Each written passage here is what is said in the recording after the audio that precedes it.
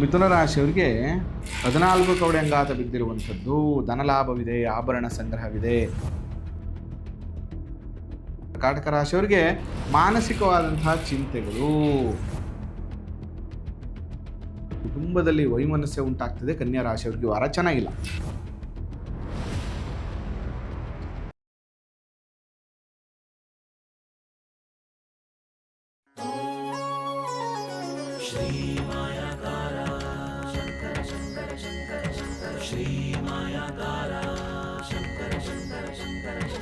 ಶ್ರೀ ಗುರುಭ್ಯೋ ನಮಃ. ಮಾಯಕಾರ ಪ್ರಭುವೇ ನಮಃ. ಗಣೇಶ ದೇವಿ ವಾಗ್ದೇವಿ ಮಮ ವಾಕ್ಯ ಸಿದ್ಧಿ ಕುರು ಸ್ವಹ. ಓಂ ನಮೋ ಭಗವತೆ ಚಾಮುಂಡೇಶ್ವರಿ ಮಲಯಾಳ ಸ್ವರೂಪಿಣಿ ಸರ್ವಸಿದ್ಧಿಕಾರಿಣಿ ಸತ್ಯಂ ಬ್ರೂಹಿ ಸ್ವಹ. ಆರಾಧ್ಯ ದೈವನಾಗಿರುವಂಥ ಮಲೆ ಮಹದೇಶ್ವರನ ಮನದಲ್ಲಿ ನೆನೆಯುತ್ತಾ ವಿದ್ಯಾಗುರುಗಳ ತಂದೆ ತಾಯಿಯ ಪಾದಾರವಿಂದಗಳಿಗೆ ನಮಸ್ಕಾರವನ್ನು ಮಾಡ್ತಾ, ಜಗದ್ಗುರು ಪಂಚಾಚಾರ್ಯರನ್ನು, ಬಸವಾದಿ ಶರಣರನ್ನು ಮನದಲ್ಲಿ ನೆನೆಯುತ್ತಾ ನನ್ನೆಲ್ಲ ಪ್ರೀತಿಯ ಯೂಟ್ಯೂಬ್ ವಾಹಿನಿ ವೀಕ್ಷಕ ಬಂಧುಗಳ ಅಂತರಾತ್ಮಗಳಿಗೆ ನಿಮ್ಮ ಮುಗುರು ಮಧು ದೀಕ್ಷಿತ್ ಮಾಡುವ ಪರಿಪೂರ್ಣವಾದಂಥ ನಮಸ್ಕಾರಗಳು. ಹೇಗಿದ್ರಿ? ಎಲ್ಲರೂ ಚೆನ್ನಾಗಿದ್ದೀರಿ ಅಂತ ನಾನು ಕೂಡ ಭಾವಿಸ್ತೇನೆ. ನೋಡಿ, ವಾರದ ಹೈಲೈಟ್ಸನ್ನು ನೋಡೋದಾದರೆ ಮಾರ್ಚ್ 22ರಿಂದ ಮಾರ್ಚ್ 28, ಗತ ವರ್ಷ 1948ನೇ ಪರಾಭವನಾಮ ಸಂವತ್ಸರ, ಉತ್ತರಾಯಣ, ವಸಂತ ಋತು, ಚೈತ್ರ ಮಾಸದ ಶುಕ್ಲ ಪಕ್ಷ. ಇದು ನೋಡಿ, ಈ ಶುಕ್ಲ ಪಕ್ಷ ಹೇಗಿದೆ ಅಂತ ನಾವು ನೋಡೋದಾದರೆ ಏನು ಅಂತರ ವಿಶೇಷಗಳಿಲ್ಲ. 23ನೇ ತಾರೀಕು ದೇವರ ದಾಸಿಮಯ್ಯ ಜಯಂತಿ ಇರುವಂಥದ್ದು. 25ನೇ ತಾರೀಕು ಸಂತಾನ ಸಪ್ತಮಿ ಮತ್ತು ಯಡಿಯೂರು ಶ್ರೀ ಸಿದ್ಧಲಿಂಗೇಶ್ವರ ಸ್ವಾಮಿಯವರ ವ್ರತ ಇರುವಂಥದ್ದು. 26ನೇ ತಾರೀಕು ಮಡಿವಾಳ ಮಾಚಿದೇವ ಜಯಂತಿ ಇರುವಂಥದ್ದು. 27ನೇ ತಾರೀಕು ಚಾಂದ್ರ ಶ್ರೀ ರಾಮನವಮಿ, ನಂಜನಗೂಡಲ್ಲಿ ಶ್ರೀಕಂಠೇಶ್ವರ ಮುಡಿ ಉತ್ಸವ ಇರುವಂಥದ್ದು. ಶನಿವಾರ ಮೇಲುಕೋಟೆ ವೈರಮುಡಿ ಉತ್ಸವ ಇರುವಂಥದ್ದು. ಇದು ಈ ವಾರದ ಹೈಲೈಟ್ಸ್. ಇನ್ನು ಮೊದಲನೇದಾಗಿ ಮೇಷರಾಶಿಯವ್ರಿಗೆ ಹೇಗಿದೆ ನೋಡೋಣ.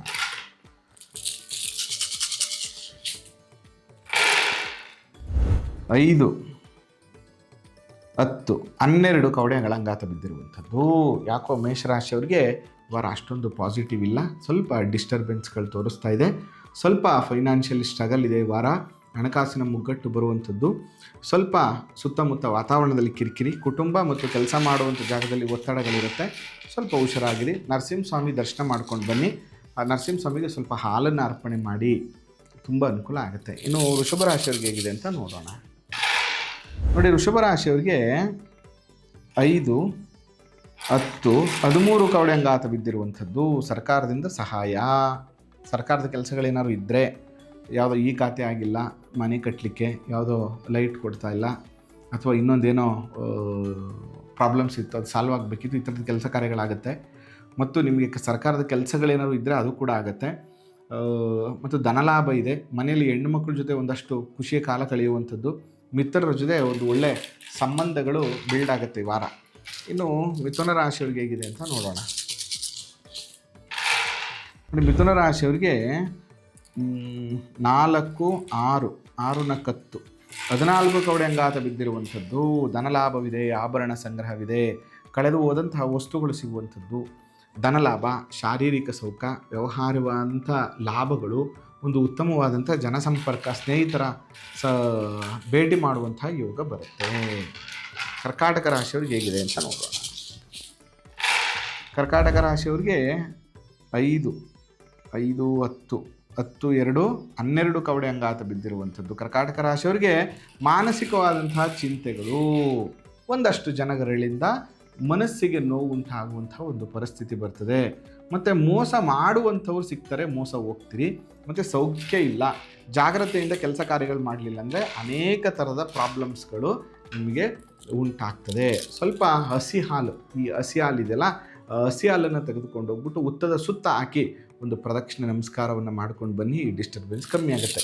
ಇನ್ನು ಸಿಂಹರಾಶಿಯವ್ರಿಗೆ ಹೇಗಿದೆ ಅಂತ ನೋಡೋಣ. ಸಿಂಹರಾಶಿಯವ್ರಿಗೆ 5, 10, 14 ಕವಡೆ ಅಂಗಾತ ಬಿದ್ದಿರುವಂಥದ್ದು. ಸಿಂಹರಾಶಿಯವ್ರಿಗೆ 14 ಕವಡೆ ಹೇಳ್ತಾ ಇದೆ, ಧನಲಾಭವನ್ನು ಇಂಡಿಕೇಟ್ ಮಾಡ್ತಾ ಇದೆ.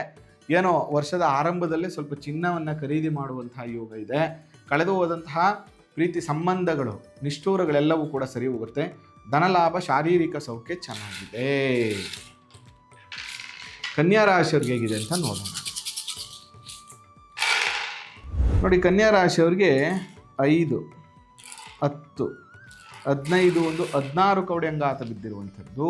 ಅಪವಾದದ ಭಯ, ಆಪ್ತೇಷ್ಟರಲ್ಲಿ ಕಲಹಗಳು, ರಾಜ್ಯಾಧಿಕಾರಿಗಳಿಂದ ಪೀಡೆ, ವ್ಯವಹಾರದಲ್ಲಿ ನಷ್ಟ, ಪಾಲುದಾರಿಕೆಯಲ್ಲಿ ಕಿರಿಕಿರಿ, ಕುಟುಂಬದಲ್ಲಿ ವೈಮನಸ್ಸೆ ಉಂಟಾಗ್ತದೆ. ಕನ್ಯಾ ರಾಶಿಯವರಿಗೆ ವಾರ ಚೆನ್ನಾಗಿಲ್ಲ. ಕನ್ಯಾ ರಾಶಿಯವರು ಮಾಡಬೇಕಾಗಿರುವಂಥದ್ದು ಏನಂದರೆ ರಾಮ ಮಂತ್ರವನ್ನು ಜಪ ಮಾಡುವಂಥದ್ದು. ಈ ವರ್ಷ ಆರಂಭದಲ್ಲಿ ರಾಮ ಮಂತ್ರವನ್ನು ಜಪ ಮಾಡುವಂಥದ್ದು ಅತ್ಯಂತ ಶುಭದಾಯಕವಾದಂತಹ ಫಲಗಳನ್ನು ನಿಮಗೆ ಕೊಡ್ತದೆ.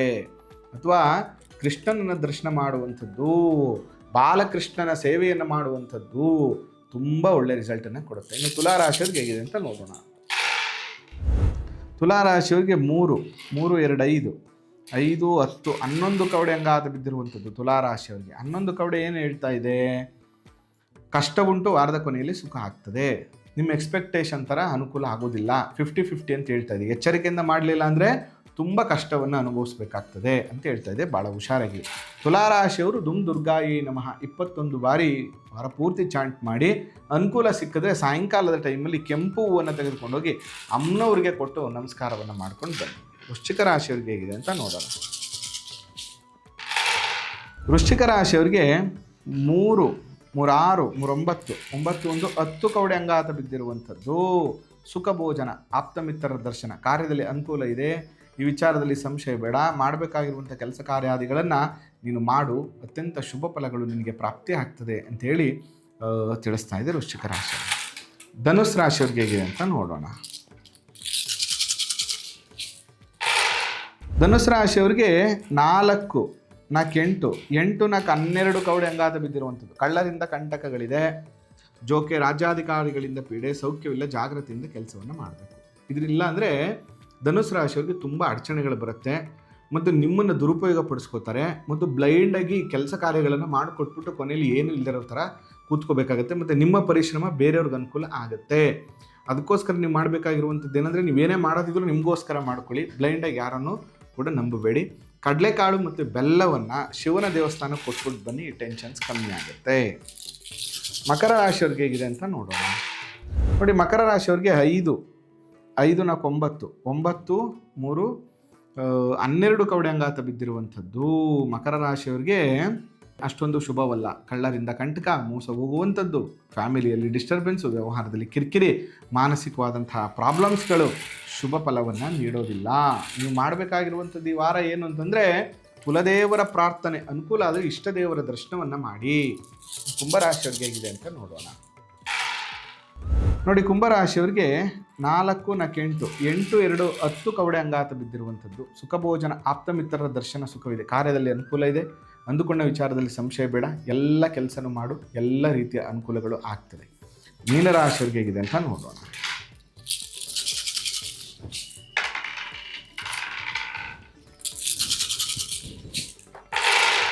ನೋಡಿ, ಮೀನರಾಶಿಯವರಿಗೆ 4, 8, 3, 11 ಕವಡೆ ಅಂಗಾತ ಬಿದ್ದಿರುವಂಥದ್ದು. ಕಷ್ಟ ಉಂಟು, ಆದರೂ ಕೊನೆಯಲ್ಲಿ ಸುಖ ಉಂಟು ಆಗ್ತದೆ. ವಾರದ ಕೊನೆಯಲ್ಲಿ ಸ್ವಲ್ಪ ಅನುಕೂಲ ಆಗ್ತದೆ. ಎಚ್ಚರಿಕೆಯಿಂದ ಕೆಲಸ ಕಾರ್ಯಾದಿಗಳನ್ನು ಮಾಡಲಿಲ್ಲ ಅಂದರೆ ಧನಮಾನ ಹಾನಿ ಆಗುತ್ತೆ. ಸ್ವಲ್ಪ ಹುಷಾರಾಗಿರಬೇಕು ಮೀನರಾಶಿಯವರು. ನೀವು ಮಾಡಬೇಕಾಗಿರುವಂಥದ್ದು it is very simple remedy. ಏನಪ್ಪ ಅಂತ ಅಂದರೆ, ನೀವು ವಾರ ಪೂರ್ತಿ ಮಾಡೋಕ್ಕಾಗಿಲ್ಲ ಅಂತಂದ್ರೂ ವಾರದ ಮಧ್ಯದಲ್ಲಿ ಗುರುವಾರದ ದಿನ ಮತ್ತು ವಾರದ ಆರಂಭದಲ್ಲಿ ವಿಷ್ಣು ದೇವಸ್ಥಾನಕ್ಕೆ ಹೋಗಬೇಕು. ವಿಷ್ಣು ದೇವಸ್ಥಾನಕ್ಕೆ ಹೋಗ್ಬಿಟ್ಟು ಒಂದು ಪಾತ್ರೆಯಲ್ಲಿ ಹಾಲು, ಅದಕ್ಕೆ ಒಂದು ಬೆಲ್ಲವನ್ನು ಇಟ್ಟು ಅದಕ್ಕೆ ಅರ್ಪಣೆಯನ್ನೇ ಮಾಡಿ ಬರಬೇಕು. ಮತ್ತು ಇನ್ನೊಂದು ದಿನ ಹೋಗಬೇಕು. ಈಗ ಒಂದಿನ ಭಾನುವಾರ ವಿಷ್ಣು ದೇವಸ್ಥಾನಕ್ಕೆ ಹೋದರೆ ಇನ್ನೊಂದು ಗುರುವಾರ ಶಿವನ ಟೆಂಪಲ್ಗೆ ಹೋಗಬೇಕು. ಅಲ್ಲಿ ಹಾಲು ಮತ್ತು ಬಿಲ್ಪತ್ರೆಯನ್ನು ಕೊಟ್ಬಿಟ್ಟು ಬರಬೇಕು. ಇದರಿಂದ ಏನಾಗುತ್ತೆ, ಈ ವಾರ ಆಗ್ತಾ ಇರುವಂಥ ಡಿಸ್ಟರ್ಬೆನ್ಸ್ಗಳೆಲ್ಲವೂ ಕೂಡ ಕಮ್ಮಿ ಆಗುತ್ತೆ. ಈ ಸಾಡೆ ಸಾತಿಯ ಸಮಸ್ಯೆಗಳು ಕೂಡ ಕಮ್ಮಿ ಆಗುತ್ತೆ ಅಂತ ಹೇಳ್ತಾ, ಯಾರೆಲ್ಲ ಜ್ಯೋತಿಷ್ಯವನ್ನು ಕಲಿಬೇಕು, ವಾಸ್ತುವನ್ನು ಕಲಿಬೇಕು ಮತ್ತು ವಾಸ್ತು ಜ್ಯೋತಿಷ್ಯದ ಸಲಹೆಯನ್ನು ತಗೋಬೇಕು, ನೇರವಾಗಿ ಭೇಟಿ ಮಾಡಿ ಅಂತ ಹೇಳ್ತಾ ಈ ಸಂಚಿಕೆನ ಮುಗಿಸ್ತಾ ಇದ್ದೇನೆ. ಆ ಮಲೆ ಮಹದೇಶ್ವರರ ಅನುಗ್ರಹ ಸದಾ ನಿಮ್ಮ ಮೇಲಿರಲಿ. ನಮಸ್ಕಾರ.